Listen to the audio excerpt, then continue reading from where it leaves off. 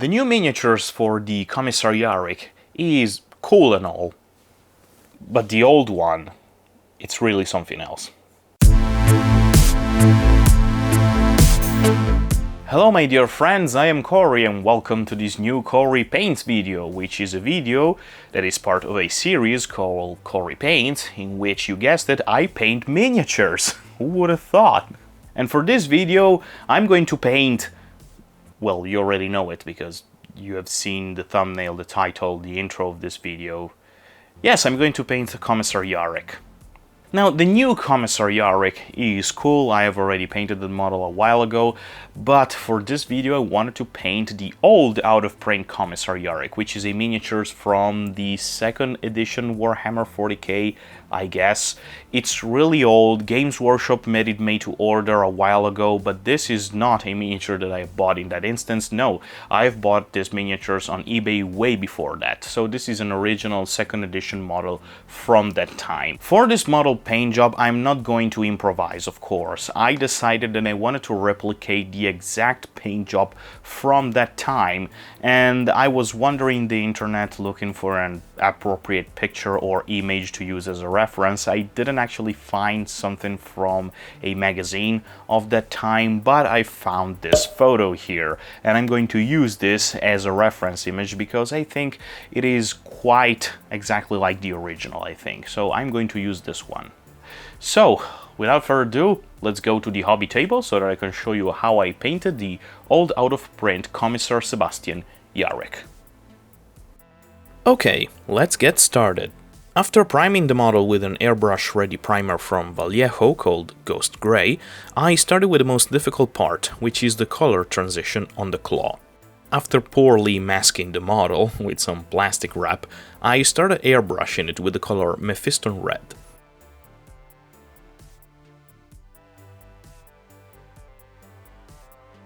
Next up, I spray the color Trollslayer Orange from the top of the claw to roughly the middle of it, in order to give the idea of a color transition from red to orange.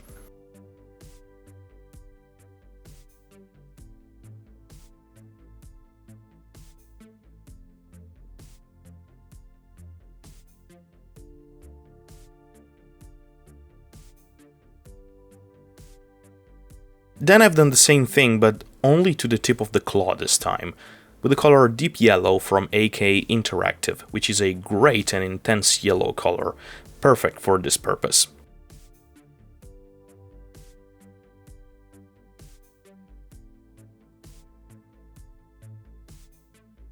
Now it was the time to paint the white armor on his chest, but after starting to paint in it with a brush, I realized that it will take me ages to make it look good, so since I'm a lazy and impatient cheater, I've masked the claw and primed the model white. Best decision ever. The skin tones of the model are very straightforward, just a nice and even base coat of tan flash from Pro Acryl.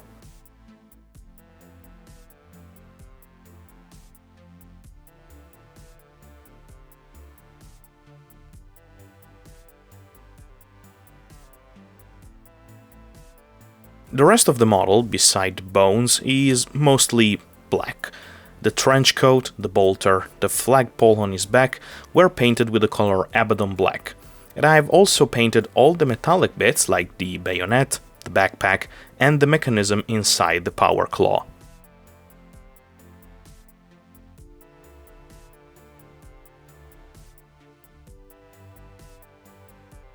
I've grabbed the Mephiston Red again to paint the Commissar hat, the left sleeve, the star on his chest, and also the muzzle of the gun because it's painted this way in the reference image for some reason. I don't know.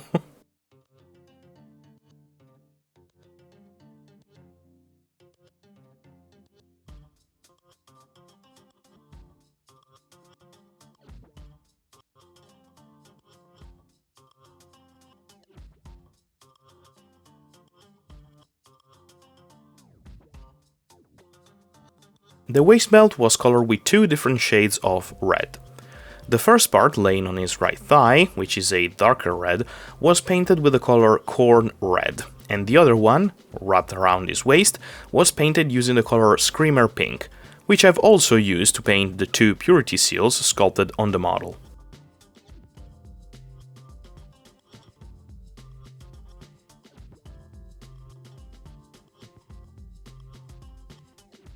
Now the bones. I have painted all the skulls scattered around the model with the color Khaki from Vallejo. On this model, a lot of skulls are sculpted, even super tiny ones that are very easy to miss.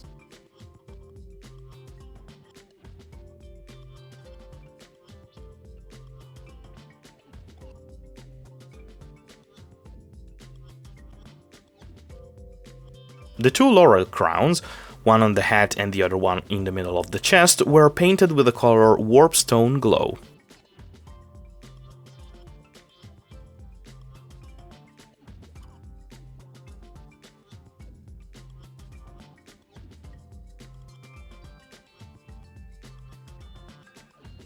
I've also painted the papers on the purity seal with the color Rockart Flesh.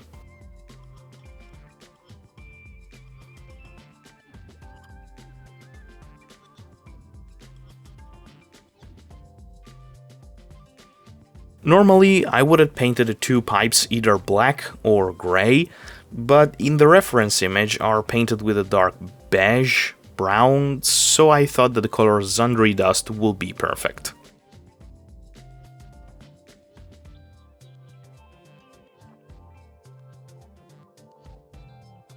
Now all the metallics. Lead Belcher to me is always the best choice when painting the iron and steel parts of a miniature.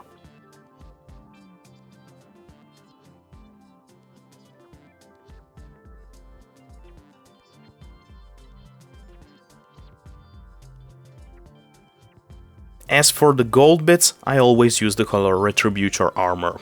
Beside the metal parts like the spike on the flagpole and the bolters round, I have also painted all the decorations around the trench coat.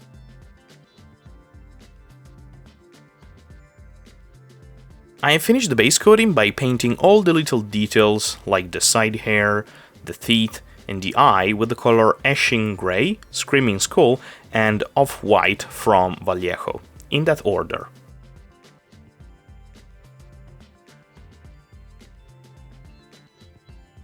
After base coating the model, I've started the edge highlighting phase. This passage is very simple.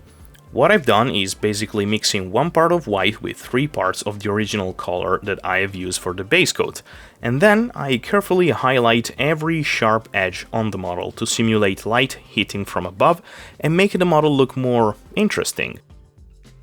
I've done this to the majority of the model except for the skin and the bones bits. I decided to shade the skulls and the bones first by mixing a 50-50 mix of Reikland Flesh Shade and water. With this mix I have also shaded the gold parts of the model. The red parts of the model were shaded with the same mix ratio but with the color Red Tone from the Army Painter.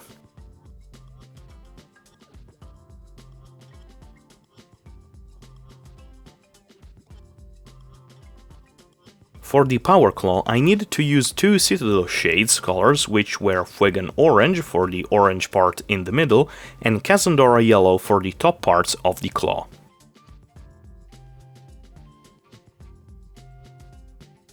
I've also managed to shade the white armor. Shading white isn't a perfect science, and I would generally not do that when it's avoidable, but in this case I really had to. So I mixed 5 parts of Lamia Medium to 1 part of Ferrisian Grey, and I carefully painted this in the recesses of the model. I think the result, even if very subtle, it's quite good. Then for the metal parts, the black trench coat and the bolter, I've used some Nuln Oil straight from the pot.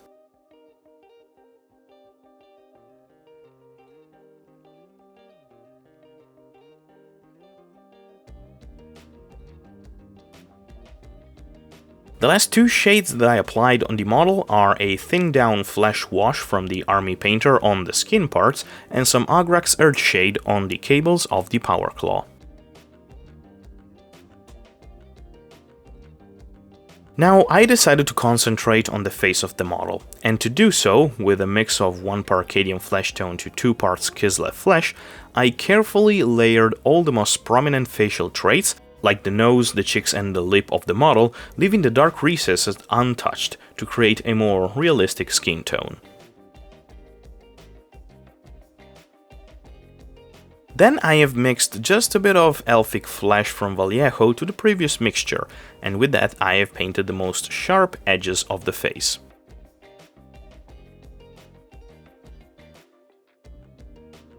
Of course, I haven't forgot about the laurels. They were highlighted with a watered-down moot green.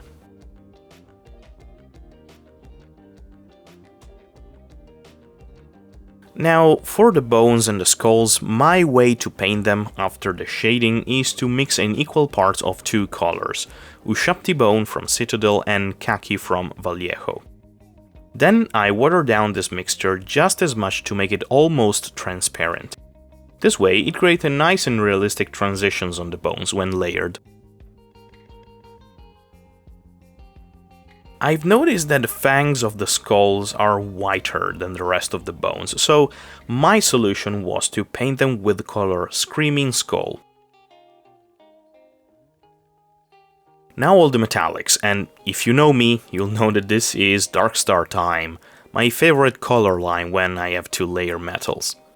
For the purpose I've used the color Steel for the bayonet and the power claw, Graphite for the bionic eye and the backpack, Bronze for the bolter's round, Fine Gold for the spike on the flagpole and the little eagles on the trenchcoat, and Classic Gold for all the decorations.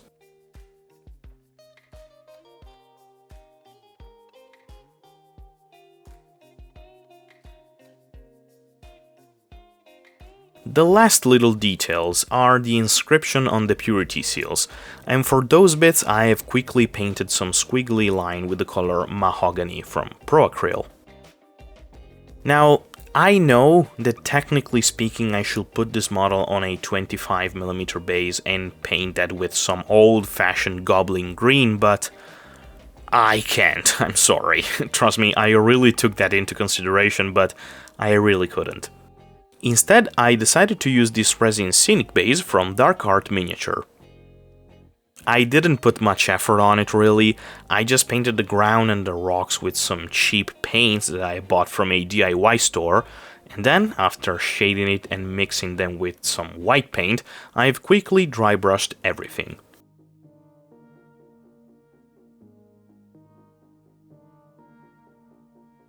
I've also painted the rim of the base with some black paint, and after a couple of grass tufts here and there, I have glued the model on the base. Not a very perfect fit, but cool nonetheless, I think. But wait, it doesn't look quite right, it's still missing something. Yeah, exactly, the flag on the flagpole. I hope that in the future there will be a Cory capable of free-handing amazing flags and things onto his miniatures, but for the moment a printed paper flag should do the job. To glue it on the model, the only thing I needed was some watered-down PVA glue.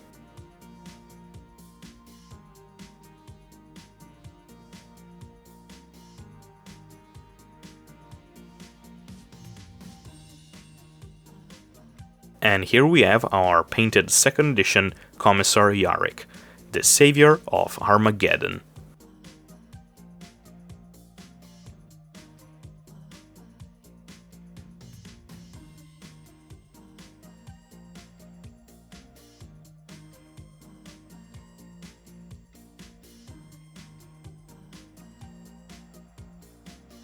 Alright my friends, let me know down in the comments what you think about this paint job. Let me know if you think that I have managed to replicate the exact same paint job from that time. I think I managed to do that. Maybe the power claws have a little bit too much yellow on it, but I'm happy with the result. Let me know what you think. Also, leave a like and subscribe. Down in the description you will also find a lot of links, all the links that you could possibly imagine, which are 2 one is my Instagram, so if you want to follow me, I would be really happy. And the other one is my coffee. I have opened a coffee, and if you really want to support me, I really don't suggest you do that. Keep the money for yourself. But if you really want to give me money, just give me $1 if you really want. There's my coffee down in the description. The link is there. I will be eternally grateful to you if you do that. Anyway, my name is Cory, and I hope to see you the next time. Goodbye, my friend. Ciao, ciao.